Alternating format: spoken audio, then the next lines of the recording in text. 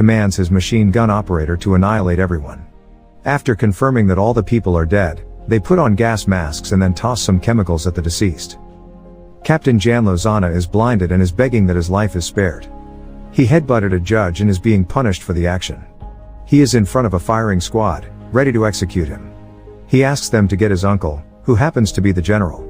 Just when he is about to get killed, his uncle arrives and saves him.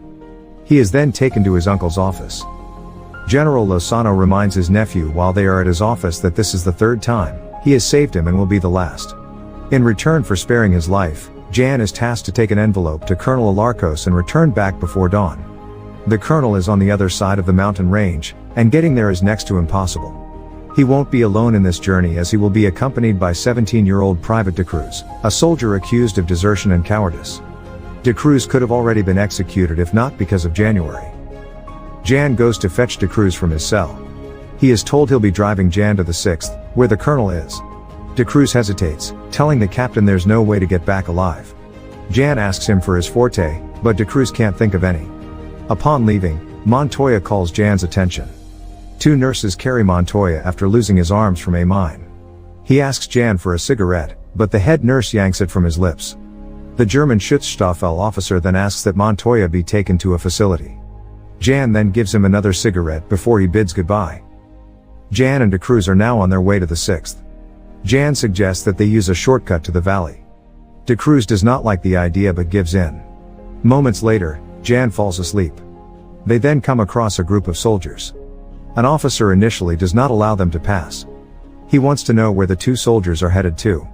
Jan refuses to give out any information. He then threatens the officer with a gun. The two are then allowed to pass through. As De Cruz explains how he ended up serving in the military, two planes engage in an aerial battle above them. One plane explodes as it crashes into the mountain. Jan notices that one soldier is descending from the clouds on a parachute. He asks De Cruz that they look for that soldier and save him. After locating the crash site, the two can pinpoint where the soldier landed, but they are taken aback when they find out that the soldier is already dead. He is missing his two legs as well. Before they can process what happened, armed rebels appear out of nowhere with guns drawn. They are in deep trouble. Their sergeant asks Jan what their mission is. Jan pretends that he can only let the sergeant know as the information is entirely confidential. Once Jan sees the opportunity, he headbutts the officer, but Jan is immediately restrained. The envelope that he is tasked to deliver is also confiscated. The sergeant reads the note that says, "A war is won by having balls." Jan is surprised to find out what the letter contains. He is then asked what it means. When Jan refuses to cooperate, the sergeant asks one of his men to kill De Cruz. De Cruz begs for mercy, telling them that he's a virgin. Jan tells them that De Cruz is married and has two kids for them to spare his life. That changes the tone and saves the young kid's life. He pees his pants thinking he'd be executed. The sergeant demands that the two are taken to the camp as prisoners. As the team leaves, a photographer goes near the dead soldier trapped in his parachute. Suddenly, the soldier grabs hold of the photographer and starts attacking him. The soldier bites his neck until he dies. Brodsky comes over and tosses him away. All of them are in shock at what just transpired. He then starts crawling towards Brodsky. Brodsky grabs his gun and starts shooting at the soldier, who is hit in the body multiple times, but the bullets don't seem to bother him. As the soldier is about to bite Brodsky's leg, the sergeant shoots the head of the soldier. That instantly kills him. The team decides to proceed to camp, bewildered by what just happened. The photographer stands back up and starts attacking Brodsky out of the blue. Brodsky breaks his neck, but the photographer is still alive. One soldier shoots him in the head to ensure he won't attack them anymore. As the team reaches their camp, they are surprised to see that their camp has been attacked and everyone is dead. Jan asks them to untie him and De Cruz as it would be too hard for them to move if their help is needed. Moments later, all the dead start standing up and begin to move towards them. They try to aim for the heads as that seems to be the only effective way of killing the zombies, but the zombies remain relentless. They escape the camp on a boat, still uncertain about what they are dealing with. The sergeant remains dismissive of what he witnessed. The team can read to the other side. When they think they are already safe, zombies begin to close in. Brodsky is then overwhelmed by multiple zombies until he is killed. They then proceed to look for shelter for the night. They come across a house and make their way in without knowing that the house is home to armed soldiers and a nun. A standoff ensues as everyone aims a gun at everybody. Lieutenant Jurel and Private First Class Rafir identify themselves to calm things down. They explain how they end up there with the help of the nun, who is also running away from the dead. Captain Jan needs to step up and finds a way to let the two teams fight together against the zombies. They can set aside their differences for now and work together to survive. The team agrees to stand down. Their best chance of making it out alive is if they work as a unit, which is what they intend to do. As they spend the night, Captain Jan decides to burn the paper he is supposed to deliver, as it seems like a piece of junk with its ridiculous message. He then notices that there's something hidden in the note. It appears to be a map. The zombies start to walk toward their location. Before they can react, the dead are already breaking in. They have no choice but to leave the house using the back door. Once they are out, the house is then blown up using dynamite. The team makes it out alive. Captain Jan takes them to the location that he saw on the map. He gets resistance at first as he did not tell them about the map, but they share the same mission now as everyone is curious about what's happening. They want to know how and why zombies start to exist. The sergeant is reminded that if they find out what's causing the dead to be alive again, they can use that power for their cause. After all, they are still rebels. The team reaches the location where the transformation started. It's where the German Schutzstaffel officer ordered his man to massacre the newlyweds and all the guests and then threw some chemicals at them.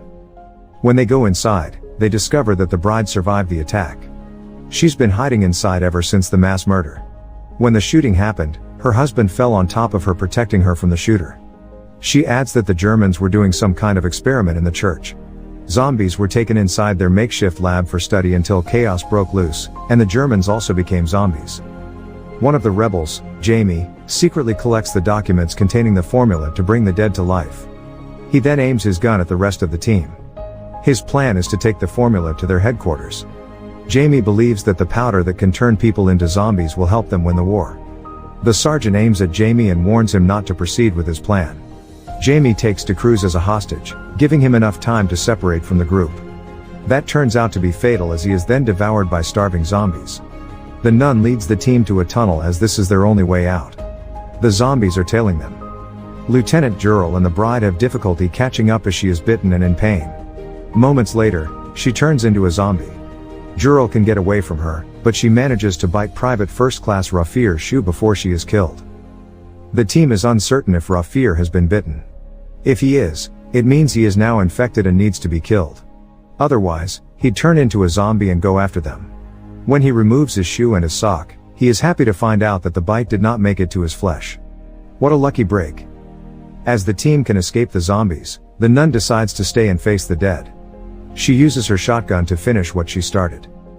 Jan explains that he believes a mysterious railcar in Los Aguilas is where the chemical is coming from. If that's the case, an antidote must be available as well. They all agreed to attack the place and stop the chemical from being transported. Jan arrives at the location and is surprised to see his uncle together with the German Schutzstaffel officer. He appears to know about the experiment after all. His uncle wants him to get inside and leave everyone behind him. When Jan defies his order, the German Schutzstaffel officer aims at Jan, but the general stops him. Later, his uncle is shot at point-blank range by the German officer after the general refuses to give the go signal to proceed with the aerial bombardment of the area. Apparently, the general wanted to give Jan and his team enough time to escape. De Cruz confesses that he has been bitten while trying to recover the truck back in the town. He willingly sacrifices himself to open the door to the Los Aguilas brigade. He is already turning into a zombie on his way in. The Germans try their best to stop him, but he is relentless. They eventually stop him when he gets shot in the head. He manages to drop the grenades before dying. That gives the team enough space to enter the brigade. The zombies are already starting to get inside. The climactic battle ensues. Most of the group is then killed as they are overwhelmed by the aggression of the zombies. The rebel sergeant can take control of the engine and starts driving the train with the toxin laboratory. The German Schutzstaffel officer is inside, who reveals that there is no antidote. The officer says there's nothing they can do to stop it. The officer then injects himself with the toxin. Still, before he can turn into a zombie, he is killed by Matacuras. She then proceeds to chop the hand of Jan after the captain is bitten. The sergeant kills himself as the train starts to leave the area.